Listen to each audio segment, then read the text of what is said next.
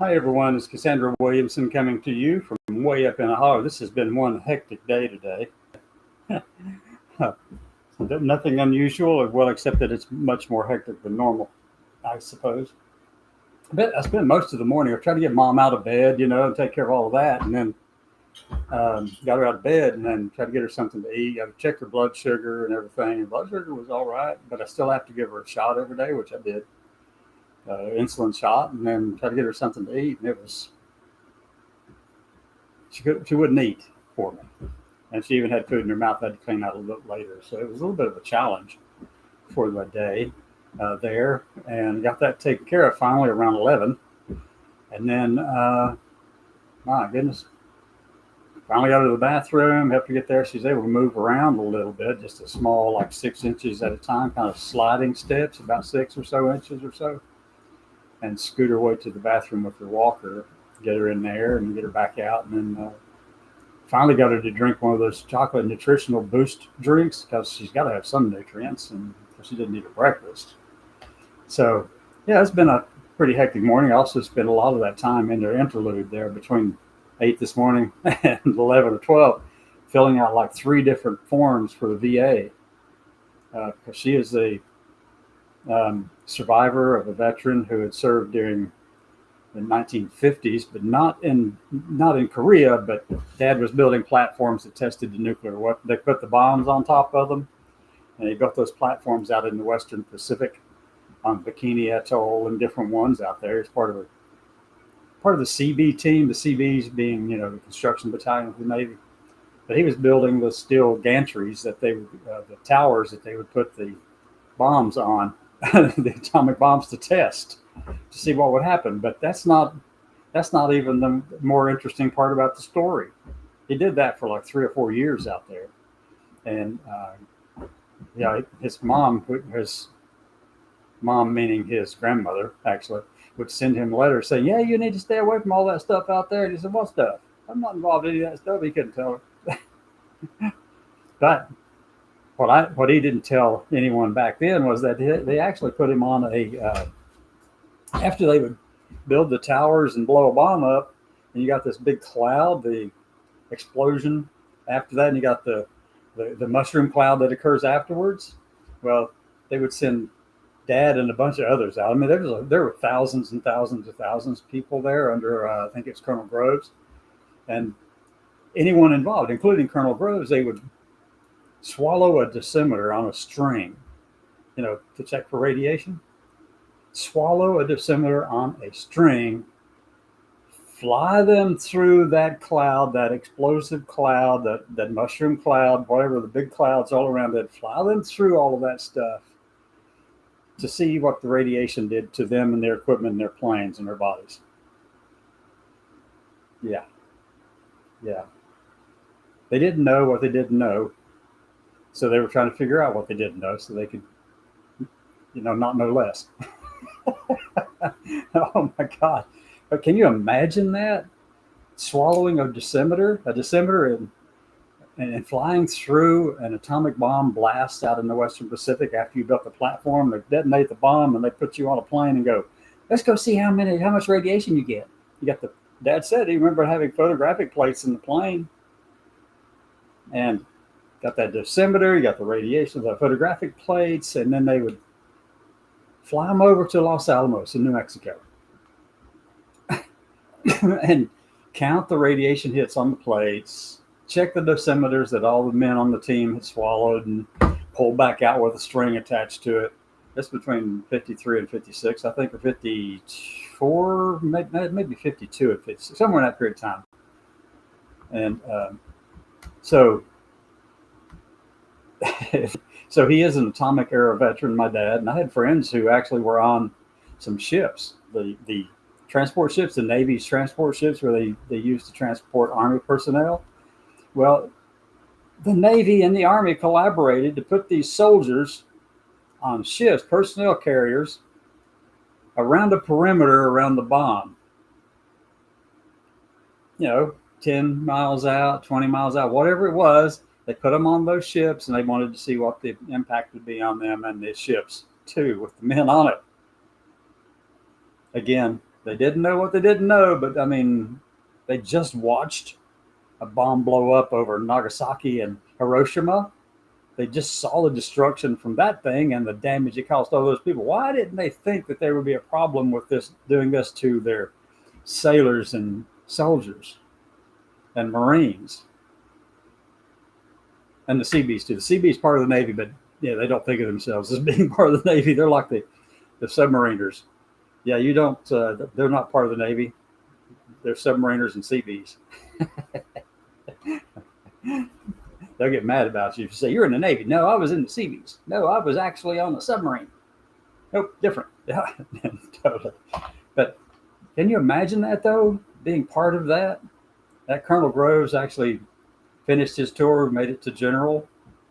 But he had a lot of people involved out there. Dad's team of construction workers, the CBs, there were like 21 people in that group, steel workers, iron workers, stuff like that, people who constructed those towers and blew the bombs up. Whew. Bikini Atoll. I don't remember some of the other names. I remember reading. I gathered up all that data over many years when I was in the Navy, and I was able to show Dad a lot of the stuff that he already knew, but had never been able to talk about. I could show him the stuff that wasn't redacted.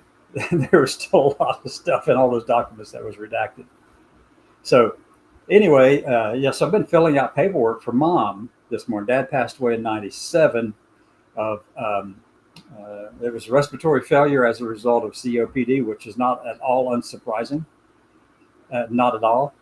So in all these years, he had tried to get some benefits from the VA before he passed and all that, but the Atomic Veterans Act didn't pass until after he died. So I think it was somewhere around the same period of time, whatever it was. But so he never got anything like that, even though he had started the process. So I got all the paperwork together for Mom and filled all that stuff out. And it was there's a lot of forms to fill out. First thing is, I have to fill one out for Dad, get all of his records together. And I already did that. I did all of that. Got all the records together, everything, all of his DD 214, his birth certificate, death certificate, everything I could get my hands on, military record that I had access to. Put all that stuff together for the VBA, the Veteran Benefit Administration, to see what they could do for Mom. So you have to give all the Mom's information to them, income and social security numbers and all that kind of stuff. And, show what she brings in and, that kind of stuff. And then I have to put myself in on all of that because I'm the one who manages the money and the finances for my mom and the food and the medicines for her because she's not capable of doing that herself now, but she's cogent, coherent and all that. She just can't see real well, can't get around real well. And I have to fix, I'm the one who fixes the food, make sure she gets her medicine and stuff. So I've got to get her to sign, put her pen down on the spot and say, okay, just start scribbling there. And on this other form, there's 3 forms I got to get her to scribble into in the block that's about that big, about that long. But when she signs, it goes. But it gets there. It gets there. So I'm trying to get all that taken care of for her because, she deserves that. After all these years, she should have been on this as a survivor back since '97. But nobody did anything about it. And so it's really disheartening, but I guess it's probably that they didn't know to do anything. They didn't know they could do something about it until I came back here as their caregiver. They asked me to come back as caregiver for the 3 people in the house here. So then I'm telling Mom, hey, look, now you can really get some survivor benefits, Mom. You got Dad who is in the Navy, and then I know a lot about the military and the military process and the VA system. So, yeah, I got all of that. So let's start working on it. So I did. And then the VBA sent me back, the benefits office sent me back a letter the other day. It said, can you clarify what that is in the cause of death section and the secondary cause of death section on the death certificate? I mean, they typed everything out, but down there, the doctor wrote it in by hand. And so I just magnified the thing, blew it up, enlarged the image, looked at it, and it says respiratory failure, COPD, and then there's another word at the end of that I didn't recognize on the secondary cause. So get all that together. Got to get that back to the VA, and so putting all that stuff together this morning, and yeah, it's been an interesting morning, and then dealing with trying to make sure Mom was at least all right and not something more dramatic hadn't occurred with her, because she was definitely there but not there. But and then my sister-in-law suggested it could have been something like a stroke or something. So I did some digging to find out what I would look for, but her speech isn't slurred. Her face was droopy, but because that's the way she sleeps all the time. It's just kind of like hanging down with her mouth and all that. And she wasn't stumbling around. I mean, she takes small steps all the time, but it's not dramatic, and it's not something that is unusual. But then she was able to laugh and carry on with me when I gave her that drink, the nutritional drink. She has to have that. They'll give her the insulin shot and medicine that has all that stuff in it too, and she's got to have some to keep from bottoming out on her sugar levels. So, but she does have stage 4 kidney failure. She's had that for about 4 years. So I'm thinking a lot of this can be attributed to a lot of those things, the swelling of the feet and things like that. They're all contributing factors, or at least indicators. And so I'll keep an eye on all those things. My brother's been taking care of her for far longer than I have, because she's been here living with him, and my sister, who Mom had been taking care of since she was born. So I've picked up on all that. My brother is having difficulty. He's got COPD just as bad as Dad did. So yeah. So we're looking at I've got a lot of those things going on, and I've still got to go check on my cousin Lois today too, just to make sure she's all right. So it's a pretty hectic day, and I'm pretty sure I've got to go. I'm changing our doctors too. I want to get away from the Appalachian Regional Healthcare System, which seems to be falling apart before our eyes. I don't know what's going on. The local hospital used to be called the Miners Hospital. Is just like, I don't know. It was built in the 50s. And the doctor that she has been seeing is leaving to go to Texas. So we're changing a few things around. I've got to get all that stuff set up too. And then I'm working with my brother to put all this rough lumber on the side of the house and on the side of his shop. And he can only do like one little thing and have to stop for 5 minutes to put his oxygen stuff back on and breathe and catch his breath. And he wears out too. So I've got these 3 people in this house who are not doing well. But I still have to make sure that, I want to make sure I'm talking to the community out here too. All these people that I care about outside of this family, outside of the hollers around here. And I've got my own kids, my own children. They're all adult kids. They take care of themselves really well. I think of them as being very successful people. They're accomplished in what they're doing. They have families of their own, a lot of responsibility. I don't worry about them. They're good people. They're scattered all over the country, from Alabama to Arizona to Kansas. Grandkids all from north and south in the country. We're all connected to the military in some way. All of us except for one daughter whose husband was not in the military, and she wasn't in the military. But who knows? They may have a son in the military. I don't know. Christian may end up in the military. I have no idea. I don't think he really has thought about that. But I do want somebody in the family on my side, my grandkids. I do hope that some of my grandkids would at least join the Coast Guard, and another one at least join the Space Force. Because between me and my son and sons-in-law, we've got the Army, Navy, Air Force, and Marines covered. The only other 2 that we need to get somebody to go into would be the Coast Guard and they could go to Merchant Marines too, but anyway, Coast Guard and Space Force.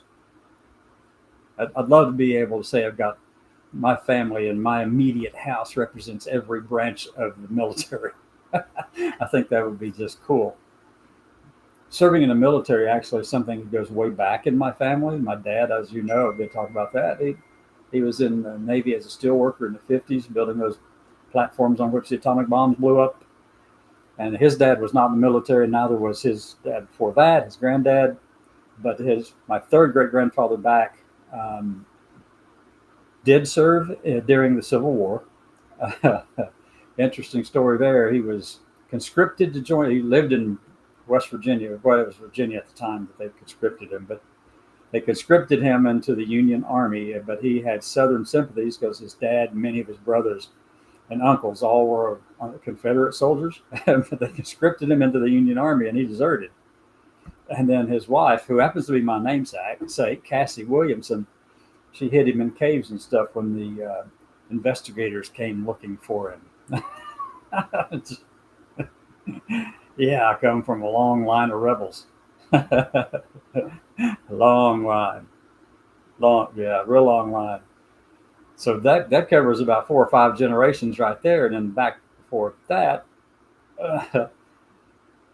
Alden Williamson, the one who was born in 1750, served in the Battle of Point Pleasant, which is in 1774, which some consider to be the first real battle of the Revolutionary War. But it's kind of a lot of debate about that because it was on the western frontier of Virginia, and it was mainly against Indians and French. I think it was French. No, mainly against the Indians and some British. The British were trying to arm the Indians out on the western frontier of Virginia at the time. So they sent their militia from southwestern Virginia, Russell County, right along the line with Kentucky. They sent those militia units to Point Pleasant, West Virginia today, and that was it was also called Lord Dunmore's War, just historical note. And at the time these people were there, you know who else? Daniel Boone was around at the same time. John Walker, I think it was John or Thomas. John Walker was exploring all this stuff, and before that, about 1750, 40 and 50, traveling all over Western Virginia and into Kentucky, modern day Kentucky, and all that.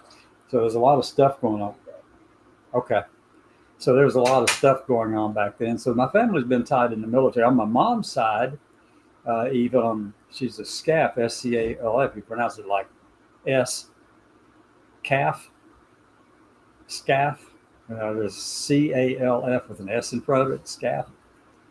It's been spelled variously, but the one of her ancestors, and mine too, obviously, served with George Washington at the Valley Forge, and at Vicksburg,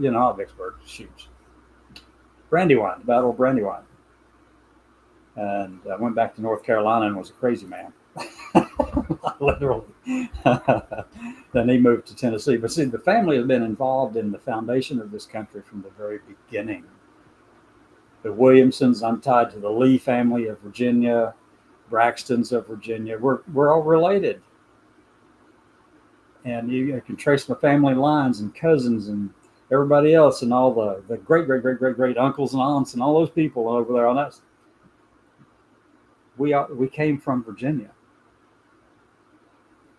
And a lot of them came from Pennsylvania and Massachusetts.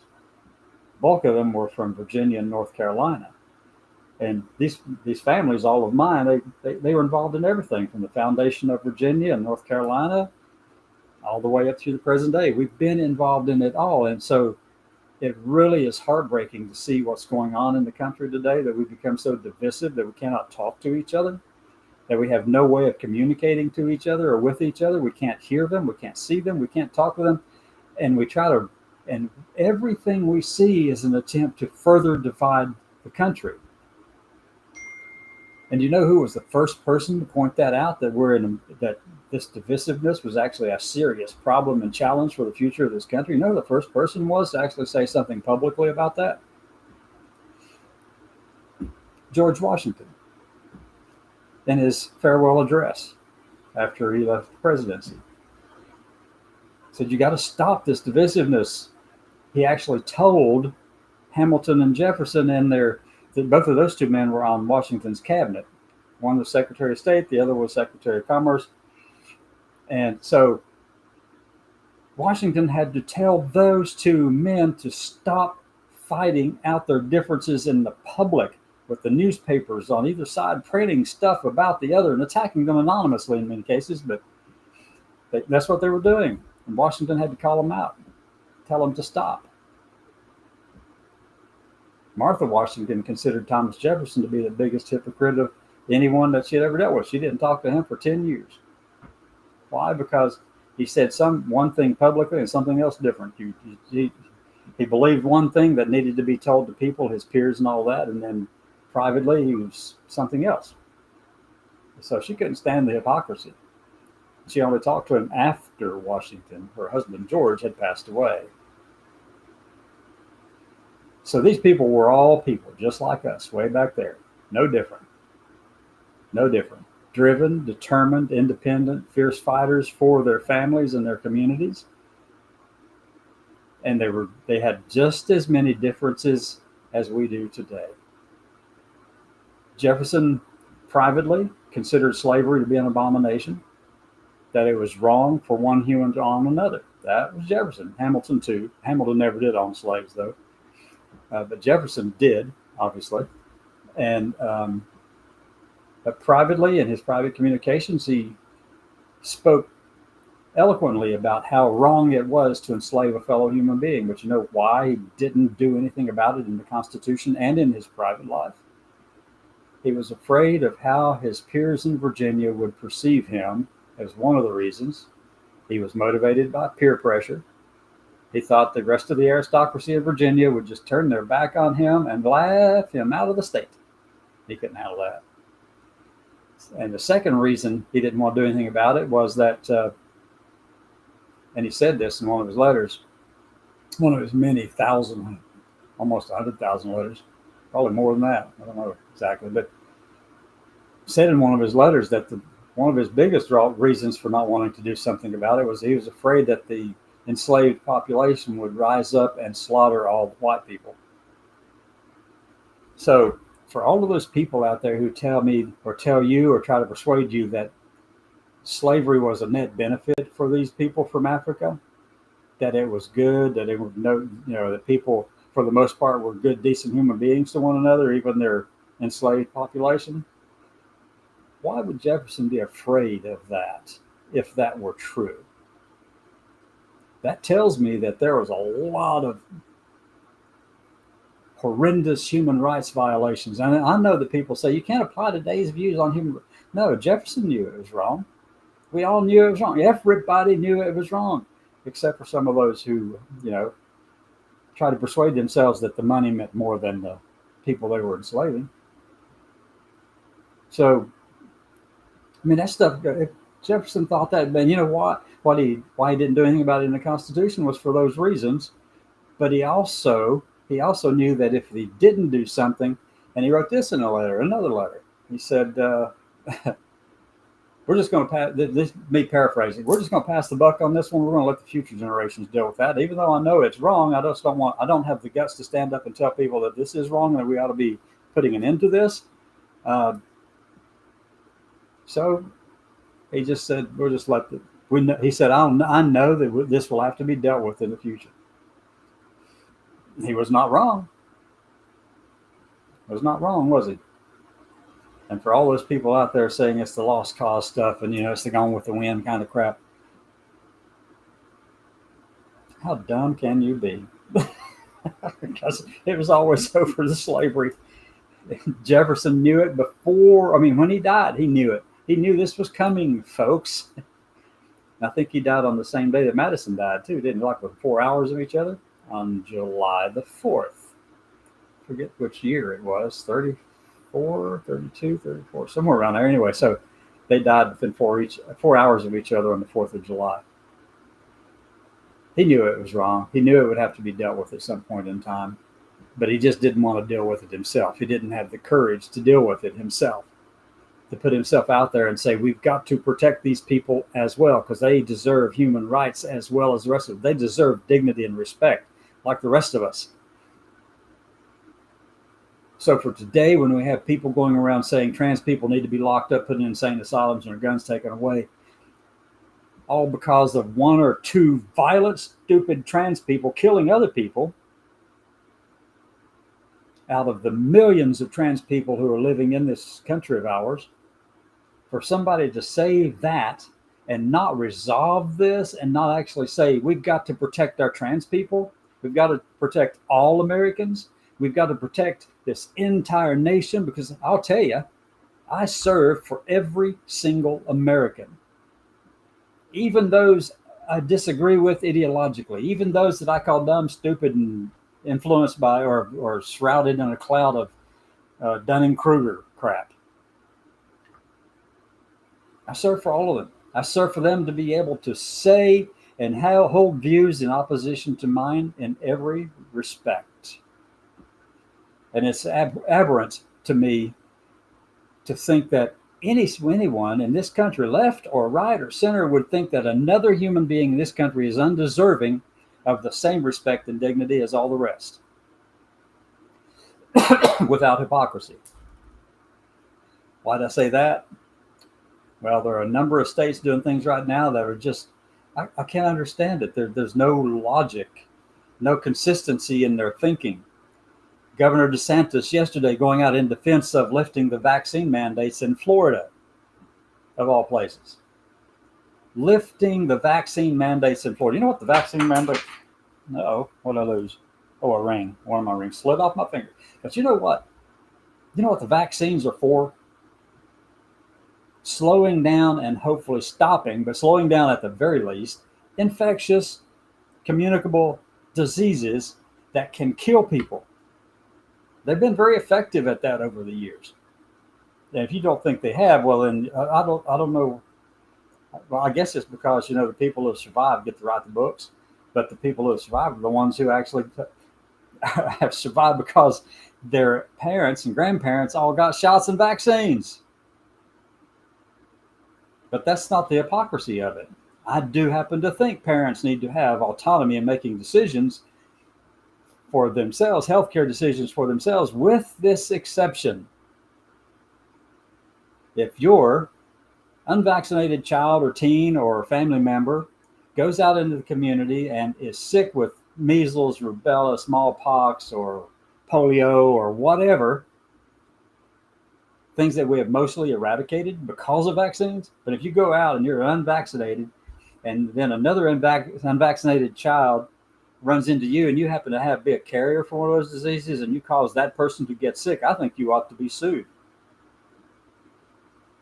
Because there's a social part of this. Infectious diseases in a society as connected as ours does need to have vaccine mandates. You're going to tell me, no, we don't do it in some other countries around the world. It's been very successful there. That may be. I don't know. I don't know about those. It's worth looking into. But I can tell you that from what I see in the science of it, I think I'd rather have the vaccine than take a chance of catching something that, we once thought was gone. So that brings the major question of, if DeSantis and these other state leaders who are pushing this, and if the Health and Human Services Secretary can't see this, and if the president and the White House says these kind of things to you and says, oh, look, we have to have you got to have some parental rights. You got to protect the parental rights. They have to be able to make decisions on behalf of their families that they make between themselves, their family, and their doctor. And then they go right around and then say, but I am going to be George Wallace when it comes to gender affirming care, because your child, we don't agree with that. Now we're going to stand in that door like George Wallace did in 1963 and tell you that you can't come in here. We're not going to let you get the care that your doctors tell you that you need for your child or your teen or your siblings or whomever. We're going to stand in that doorway and bar you from getting the care. Even though gender dysphoria or bodily autonomy for women to make decisions on their own health care, even those things are not infectious or communicable. But you're going to tell them, no, we're not letting you get that care. We got a law we got to follow on that one. You created the damn law. You can undo the damn thing. It's wrong. And then that's, oh, goodness. So yeah, I'm running on. But yeah, I hope you're having a good afternoon. Come back this evening around 6. I don't want to keep on talking. I need to go check on Mom and take care of some other business around town. And You have a good one, and take care of yourselves. Remember that if you serve this nation in any capacity, whether it was in the military, whether it's as a first responder somewhere else, or whether you're in, I don't know, some federal agency, say FBI, whatever, any of those, anything like that, as a first responder or somebody who has served the nation in that capacity, if you serve this nation, did you serve the nation for all Americans? And if not, why the hell are you such a hypocrite? See you this evening.